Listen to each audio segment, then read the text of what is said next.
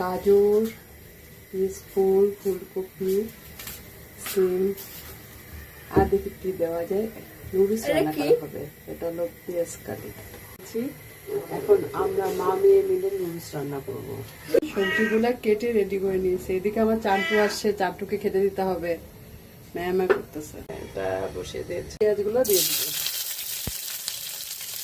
দিয়ে দিব,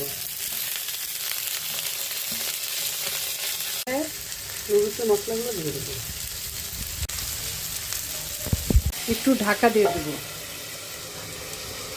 ঢাকনাটা তুলে নিব। নুডলসের পানিটা শুকাই নিয়েছি। শুকাইয়ে আমি সয়া সস দিয়েছি আর দিয়ে দিয়েছি টমেটো সস। এখন একটু এটা ভেজে নেব।